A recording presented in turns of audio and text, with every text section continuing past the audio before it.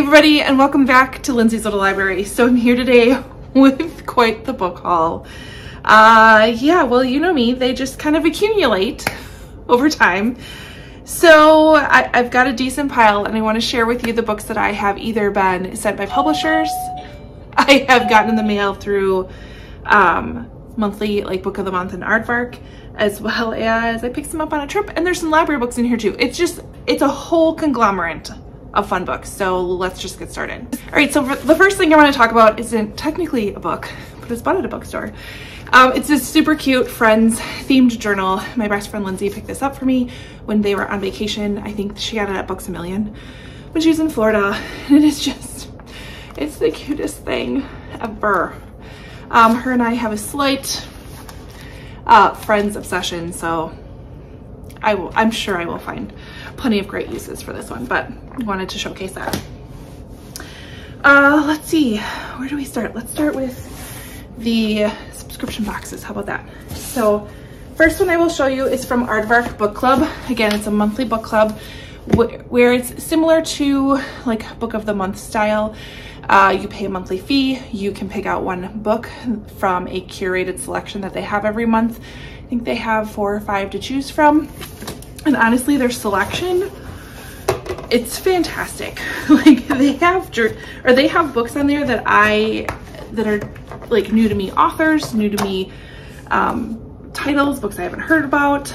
They're fantastic. So within the box, which I love, think inside the box, it's fun. They always have a postcard. And these were the books that were the selection from, I think these were February books. And then they always come with bookmarks. So the books that they sent me, we have The Dream Builders by, I'm not even going to pretend to be able to pronounce that. First of all, the cover totally catches my eye. So this one is, let's see, after living in the US for years, Monica Roy returns home to India to mourn the loss of her mother and finds herself in a new world. The booming city where her father now lives is nothing like the part of the country where she grew up, and the more she sees of this new sparkling city, the more she learns that nothing and no one here is as it appears. Ultimately, it will take an unexpected tragic event for her and those around her to finally understand just how fragile life is in this city built on aspirations. Written from the perspective of 10 different characters, which I'm totally there for. And it's her debut novel. It explores class divisions, gender roles, and stories of survival within a society that is constantly changing and becoming increasingly Americanized. So again, have not heard of this book and am definitely in for this ride. I'm trying to see how the chapters, oh yeah, it's by person. So here for that one. The next one that came in the box was How to Turn into a Bird by Maria Jose Ferrada. Let's see. In Santiago, Chile, 12-year-old Miguel is enchanted by his uncle Ramon's unusual job to take care of a Coca-Cola billboard by the highway, and his even more peculiar decision to make the billboard his new home. As he visits his uncle in his perch above it all, Miguel wonders if his uncle has lost his mind, as everyone in the neighborhood says he has. Or is Ramon the only one who can see things as they really are? When a local boy disappears, tensions erupt. Miguel, no longer perched in the billboard with his uncle, witnesses the reality on the ground, a society that, in the name of peace, is not afraid to use violence. With sharp humor and a deep understanding of a child's mind, this is a powerful tale of coming of age, loss of innocence, and shifting perspective that ask us, how far outside of our lives must we really go to see things clearly? All in this little book. I feel like this could be one that I just would, oh yeah, I would get through this really quick. So interested in that one. That might be one that I would just do in a day. And then the next one I have is The New Life by Tom Crew. We have 2 men, both in complicated marriages, risk their livelihoods and their lives to write a revolutionary book in defense of gay love. I have heard of this one, and I've heard really great things about this one, and definitely want to get to this one sooner rather than later. So that's what came in the Aardvark box. And then for my book of the month this month, this was the first month that they would ship 5 books in a box, and so I had to try it out. Just because. And there were 5 books that I wanted. So excited for so many of these. It's too many books.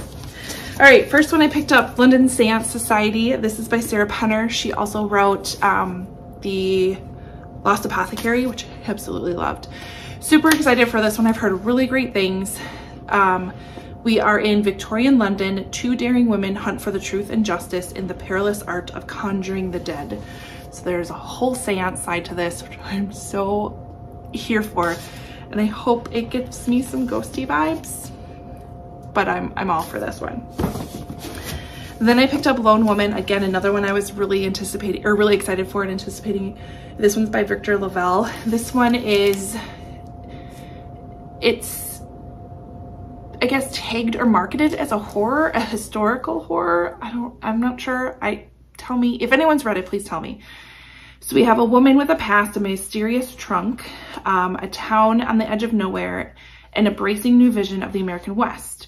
So it sounds like Adelaide is in trouble. She has a secret, a secret sin. It's killed her parents, it's killed other people before, and she has it in this trunk that she carries along with her. And she decides to be part of or take advantage of the government's offer for free land for those who can tame it. And so she becomes a homesteader in Montana. It's really kind of all I know, and I'm hoping it has some dark and twisted stuff to it. So I'm excited for that one. Next one I picked up was just based on, because it's Sally Hepworth, it's The Soulmate, another kind of mystery thriller. It's a thrilling, addictive novel about marriage betrayal and the secrets that push us to the edge. And she also wrote The Good Sister, The Younger Wife. She wrote something, The Wife. I don't know. She's got a handful of them. I've heard great things. I know Amanda really likes books by her. So I added that to the box. And these last two I kind of took a little chance on. I guess the first one shouldn't be a surprise because it's historical fiction. We have The Last Russian Ball by Kristen Loesch. Haunting epic novel about betrayal, revenge, and redemption that follows 3 generations of Russian women from the 1917 revolution to the last days of the Soviet Union, and then the enduring love story in the center. Love Gentlemen in Moscow. I loved A Winter Garden. I like historical fiction set in Russia. I'm all here for it, so this isn't totally outside my comfort zone. This one's a little outside my comfort zone. Wayward by Amelia Hart. I honestly added this to the box because Sarah was excited for it, and I'm like, well, I kind of have a little bit of FOMO, so I got it too. We have 2019, Under the Cover of Darkness. Kate flees London for a ramshackle, wayward cottage, inherited from a great aunt she barely remembers. With its tumbling ivy and overgrown garden, the cottage is worlds away from the abusive partner who tormented Kate, but she soon suspects that her great aunt had a secret. One that lurks in the bones of the cottage, hidden ever since the witch hunts of the 17th century. So we go back in time to 1619 and as well as to 1942. And it follows the story of witches. We're going to go with it because I love witches. So those were the 5 books I grabbed from Book Outlet to get me every time. Let's see. Then I did purchase one at Costco because I can't go to Costco without either buying a piece of clothing or a book, along with the food that I'm there to get. So I picked up Codename Sapphire by Pam Junoff. I can't get enough Pam Junoff books. This historical fiction around, let's see, a woman must rescue her cousin's family from a train bound for Auschwitz. And I want to say there's some sort of a spy involved. I'm not sure. I picked it up based on the author alone, and it was really, I'm excited for this release, or I know I had it in a previous video, so pick that one up. I'm not sure what I think about this purchase. It may have been a drunk purchase on a Friday night when I was drinking beers. I'm not sure, but I got Babel by R.F. Kuang. As soon as I hear people talking that there is some fantastical elements to it, but it's really more historical, I was like, okay, now I'm intrigued. I have definitely moved away from more of your high fantasy type books, but I don't mind a little like fantasy or magical realism mixed in. And so I've been hearing really great things about this. And I just, again, with the FOMO, I hopped on board. So it's a historical fantasy epic that grapples with student revolutions, colonial resistance, and the use of language and translation on the dominating tool of the British Empire. So again, I've heard good things about it. Do we really? I'm gonna have to read it. I purchased it. I'm gonna make myself read it. And it's gonna be good, right? Okay, it's good. Let's see. I was sent a book by a publisher. Let's see.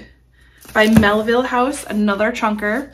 And basically what they told me is like, if you like Outlander and you like the epic kind of story, I think you'll like this one. And I think I'm going to. This one is The Renegade's Journey by John Sayles. Sayles? Anyways, let's see. It's a thrilling historical and cinematic epic spanning 13 years, 2 continents, several wars, and many smoke-saturated and bloody battlefields. So we're in Scotland, 1700s. Again, it's giving me Outlander vibes. I am super, super thankful to Melville House for sending me a copy of this. This feels like a good like summer dive in. It just takes me all summer to read. But yeah, I'm excited for it. Then I stopped at, were we at Goodwill? I think we're at the Goodwill. And I picked up Kate Atkinson's Big Sky. I think this was this what was the motivation for the show Big Sky? I'm not even sure. So we have Detective Jackson Brody. He's relocated to a quiet seaside village with the occasional company of his teenage son and an aging Labrador, both at the discretion of his ex-partner Julia, so it sounds like they're not there all the time. It's picturesque and there's something darker lurking behind the scenes. His current job, gathering proof of an unfaithful husband for his suspicious wife, is fairly standard issue, but a chance encounter with a desperate man on a crumbling cliff leads him into a sinister network and back across the path of a memorable friend from his past. Old secrets, new lies intersect in this novel, blah, blah, blah, blah. So pick that one up. I need to read more Kate Atkinson books. It was $1. We went with it. The other one I grabbed was Campfire. This is by Sean Sarles. First of all, I went with the cover, and on the back it says, "Some stories can kill. They say that stories told under a full moon come true," Caleb said. Sounds like an old suspicion to me. Don't say I didn't warn you. A gleam sparked in Caleb's so blue eyes and a chill ran up Maddie's spine. The mood felt suddenly dangerous, but also alive. Have you ever heard the one about Red Raven, a demon-eyed soul killer? So I'm assuming it's around a story that's told around the campfire that maybe comes true. And then there's a warning inside that says, "Do not read this at night." So I'm all for it. Again, oh my gosh, look at that. That's just creepy. I feel like this would be a good one when I'm at the lake because I like to torture myself. Then the next one that I picked up, or I might have borrowed this from someone at book club. That might have been it. The Warlow Experiment by Alex Nathan. It's a historical novel about an 18th century experiment in personal isolation that yields unexpected and deeply shatteringly human results. So, isolated, historical fiction, and I've been told it's nice and creepy. So, I grabbed it off the table. Couple of books that I picked up from the library, little bookstore that we have there. I grabbed A Good Mother by Laura Baslon, which I don't normally gravitate towards the mass market, but this one's a little bit of a different size and it's floppy. So I'm like, I don't think it's gonna bug me as much as some of the other ones do. But we have 2 young mothers, one shocking murder, and a court case that puts them both on trial. Kind of got me caught by the tagline, never heard of it again, or never heard of the author or the story before, and I just gambled 50 cents on it. So I picked that one up. Then I picked up another J.P. Delaney. Again, I need to like read more books by J.P. Delaney. This one is Believe Me, which my aunt already took from me and read and said it was really good. So I don't want to know anything. We're just going to go into this one blind. How about that? Sorry, not sorry. All right. And then let's see. I was on vacation with my family. We went to Washington, D.C. for spring break. And I met up with Sarah and Krista. so fun if you didn't see Krista's vlog. But Krista introduced me to Second and Charles, and that's where we met before we went out to dinner. I know my husband was excited. It was fine. Krista immediately took both of my girls, I think, and loaded them up with books. We tried finding books for Max, didn't quite find something that he was super interested in.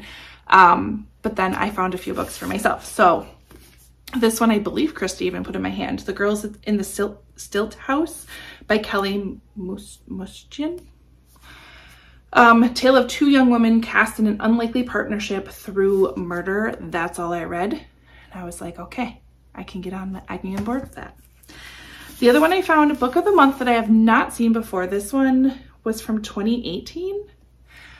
It's November Road by Lou Berney, and it is based around, it's set against the assassination of JFK. It's a crime novel that centers on a desperate cat and mouse chase around 1960s America, and a story of unexpected connections, daring possibilities, and the hope of second chances. So, historical fiction set around that time period, totally in for that. Grabbed another historical fiction, Paris Library by Janet Skeslien Charles. This is one that I have had my eye on, not only for the end papers, but we have World War II historical fiction, 2 timelines. We have Paris 1939 and Montana 1983. And I believe there's a little bit of mixed media. Yeah, there's some like letters and stuff scattered throughout as well. So I was all about that one. And then because I was in Washington, DC, I'm kind of in the mood for some Civil War or Revolutionary War type books. And so I was on the hunt for that one. And I came across My Name is Mary Sutter by Robin Oliveira. So it follows, it's a Civil War epic saga of female liberation and a gorgeous love story. So it's based on true events as Mary Sutter is determined to become a surgeon and goes from there. So excited about that one. I also picked up a couple of books. I thought I picked up 3, maybe only 2. A couple of books from when we were kind of shopping in various places.